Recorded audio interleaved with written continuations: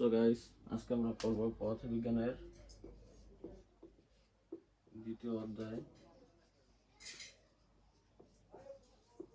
গতি।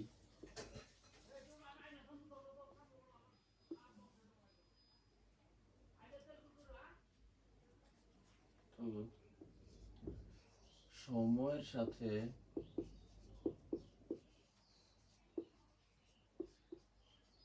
যদি কোনো কিছুর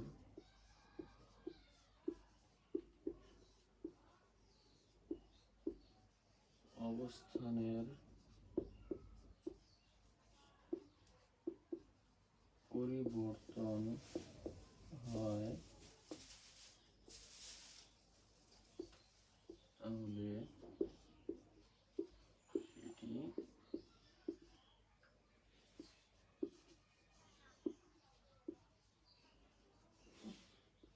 গতিশীল।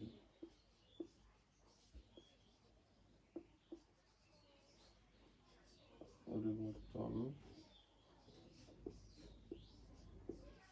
না হলে স্থির। এটা তো নর্মাল একটা জিনিস। সময়ের সাথে যদি কোনো কিছুর অবস্থানের পরিবর্তন হয় তাহলে সেটা কি গতিশীল, আর যদি অবস্থানের পরিবর্তন না হয় তাহলে সেটা স্থির। ধরো তুমি রাস্তায় যাইতেছো, তুমি জায়গায় দাঁড়ায় আছো, কোথাও যাইতেছো না, রাস্তার মধ্যে দাঁড়ায় রয়েছো, তুমি স্থির। সাপোজ তুমি এখন হাঁটা শুরু করছো, তাহলে তুমি গতিশীল। অবস্থানের পরিবর্তন হয়েছে মানে গতিশীল, অবস্থানের পরিবর্তন হয় নাই মানে স্থির। এটা কমন জিনিস।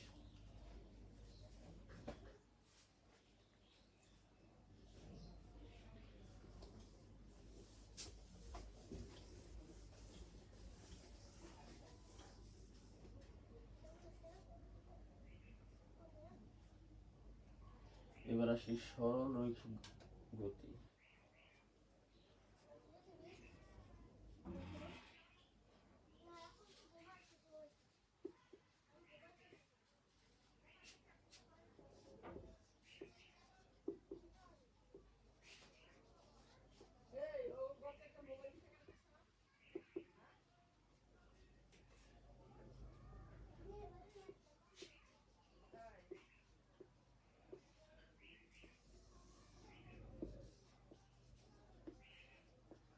কোনো কিছু যদি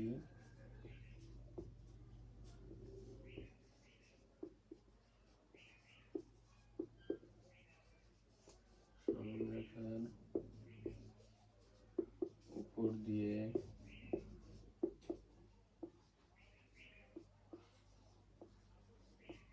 চলাচল করে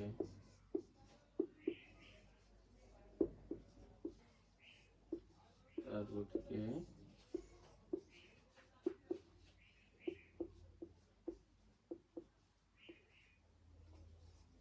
রৈখিক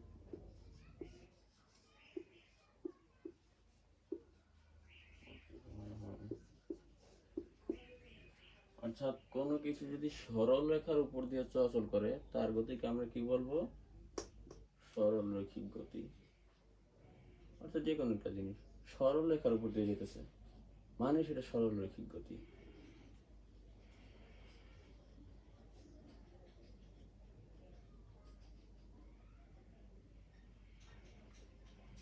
এবার আসবো ঘূর্ণন গতি।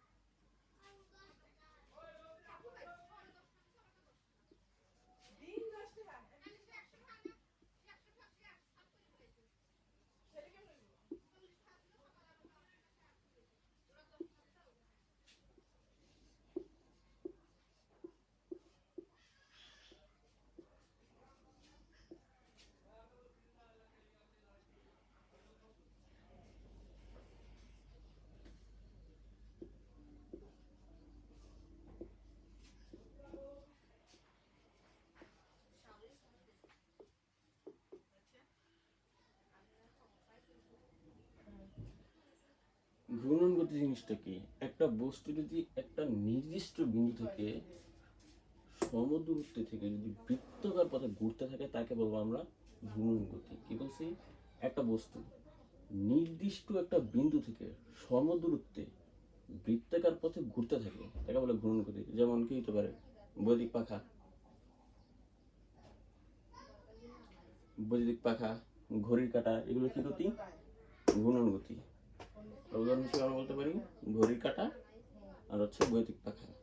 এগুলো কিন্তু নির্দিষ্ট বিন্দুতেই সমদূরত্ব থেকে ঘুরতে থাকে। এগুলোর দূরত্ব কিন্তু চেঞ্জ হয় না, সমদূরত্বে ঘুরতেই থাকে। এটা কি বলা হয়? দ্যাটস ঘূর্ণন গতি।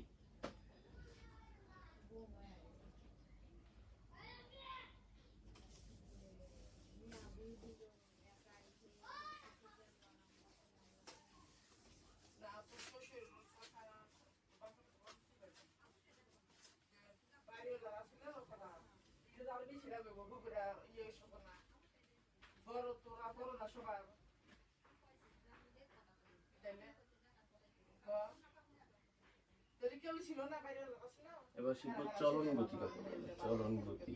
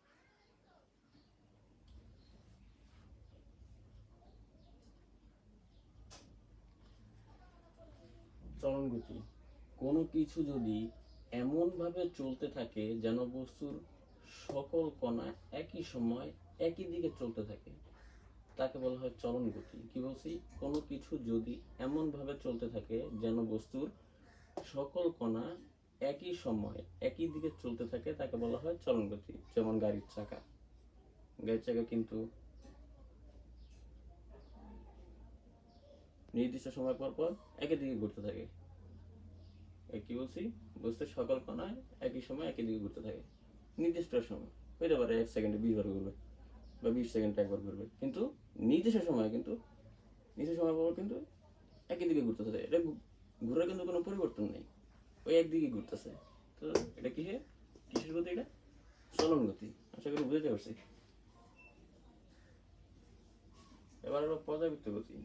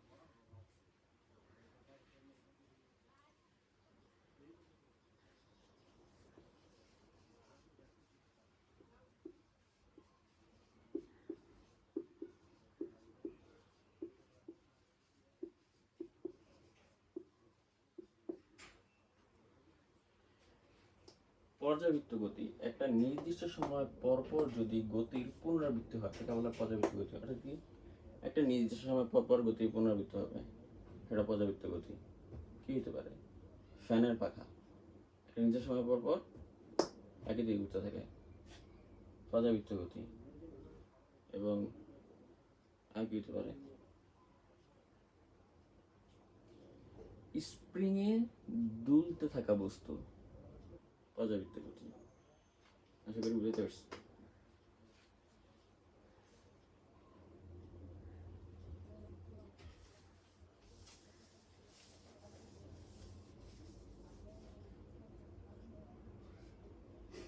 এবার আসি দ্রুতি।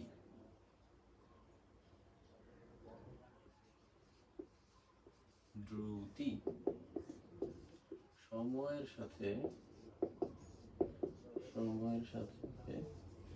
দূরত্বের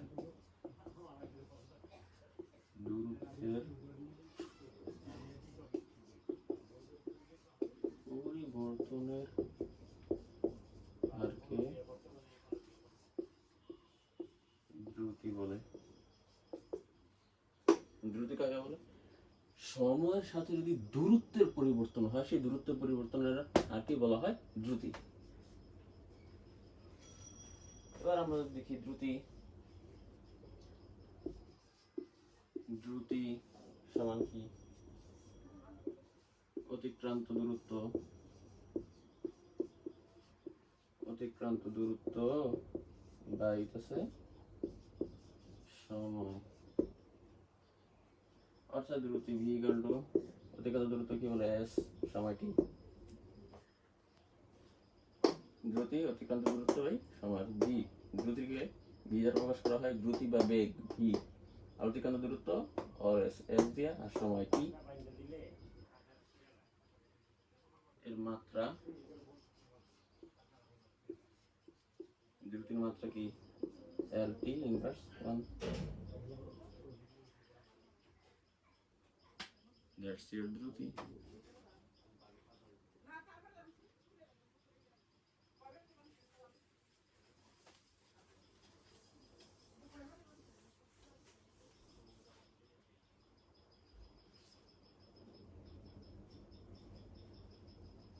এবার আসি বেগ।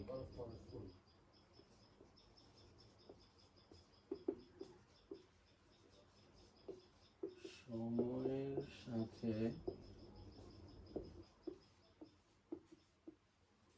স্মরণের পরিবর্তনের হারকে বেগ বলে। অর্থাৎ সময়ের সাথে স্মরণের পরিবর্তনের হারকে বলা হয় সময় টি, স্মরণ এস, পরিবর্তনের বেগ ভি।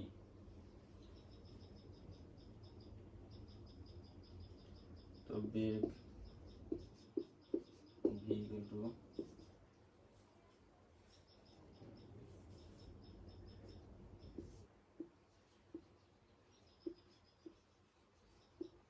অবস্থান বাই সময়। এর মাত্রাও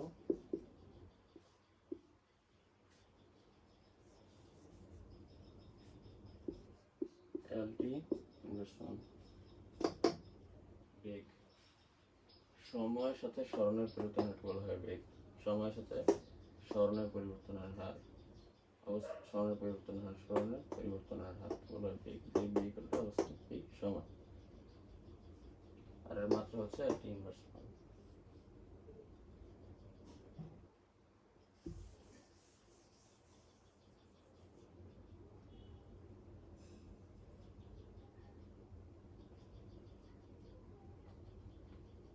এবার আসি গড় দ্রুতি।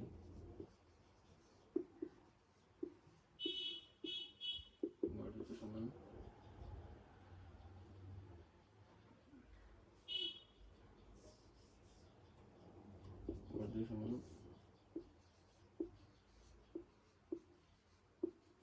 অতিক্রান্ত দূরত্ব বাই সময়। গড় দ্রুতি বি দূরত্ব বাই সময়। হচ্ছে গড় দ্রুতি।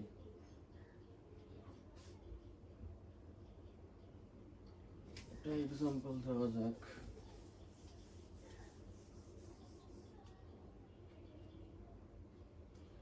সাপোজ তোমাকে একটা সরণ দেওয়া আছে, গতিকান্ত দূরত্ব যেটাই বলো 4 কিলোমিটার, টাইম দেওয়া আছে 20 মিনিট। এটা কি বের করতে হবে? এটা গড় দ্রুতি বের করতে হবে। আমরা জানি গড় দ্রুতি সমান সরণ বাই সময়, গতিকান্ত দূরত্ব বাই সময়, এস আর ইন্টু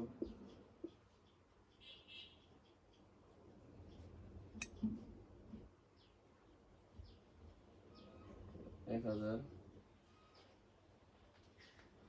আর টাইম 20 মিনিট, 20 ইন্টু 60।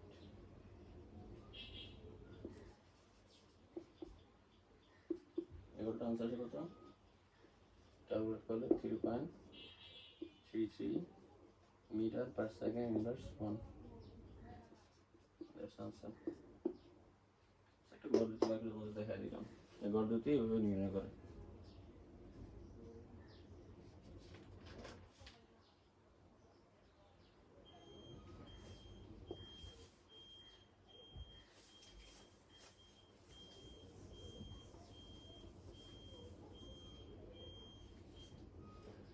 আর গড়বেগ সমান হচ্ছে সরণ বাই সময়। সরণ মানে কি? বি। গড়বেগ বি, সরণ এস টি। সাপোজ তোমার যেখানে একটা প্রশ্ন দেওয়া আছে, সরণ গতিকান্ত দূরত্ব 3 কিলোমিটার, টাইম 20 মিনিট হলে গড়বেগ বি ইকুয়াল টু কত? V equal to S by T. S এর মান কত? 3 গুণন 1000 টাইম 20 ইন্টু 60। ক্যালকুলেট করলে 2.5 মিটার পার সেকেন্ড ইনভার্স 1। বেগ যতবার বাই করতেছি মিটার পার সেকেন্ড ইনভার্স 1, যখন ত্বরণ বাই করতে যাবে, সাপোজ তোমাদের ত্বরণের মান চাইবে, ত্বরণ যখন বার করবে তখন কিন্তু আর মিটার পার সেকেন্ড ইনভার্স 1 থাকবে না, তখন হয়ে যাবে মিটার পার সেকেন্ড ইনভার্স 2। এটা খেয়াল রাখতে হবে যে কোন জায়গায় কোন একক বসবে। বেগের বেলায় কিন্তু always metre per second inverse 1, যখন ত্বরণ বাই করবে তখন কিন্তু মিটার পার সেকেন্ড ইনভার্স 2 হবে।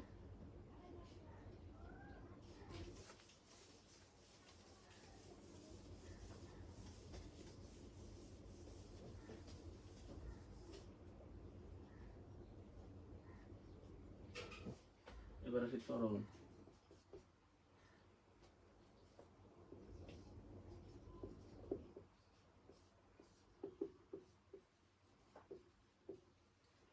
বেগের পরিবর্তনের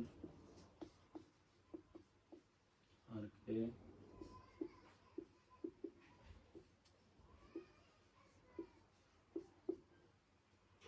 বেগের পরিবর্তনকে ত্বরণ করে।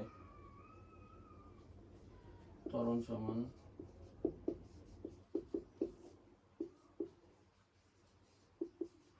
শেষ বেগ বিয়োগ আদি বেগ বাই সময়। ত্বরণের সংজ্ঞাটা কি? বেগের পরিবর্তনের হারকে বলা হয় ত্বরণ। ত্বরণ সমান হচ্ছে শেষ বেগ বিয়োগ আদি বেগ বাই সময়। তো ত্বরণ এ সমান শেষ বেগ কত? বি, আদি বেগ ইউ, সময় টি। তো equal to v minus u by t. এর মাত্রা, ত্বরণের মাত্রা কি? ত্বরণের মাত্রা কিন্তু এল টি ইনভার্স 2। এই মাত্রার কাজটা কি? এল টি ইনভার্স 2। অর্থাৎ ত্বরণে যখন তুমি একক বার করবা, তুমি তখন এটার একটা আনসার বের করছো, সাবজেক্ট আনসার বের করছো, তখন কিন্তু তোমার এটাকে মিটার পার সেকেন্ড ইনভার্স 2 হবে। কেন হবে? কারণ এখানে আছে ইনভার্স 2, এল ইনভার্স 2, এবং তোমার মিটার পার সেকেন্ড ইনভার্স 2 হবে। বুঝতে পারছি?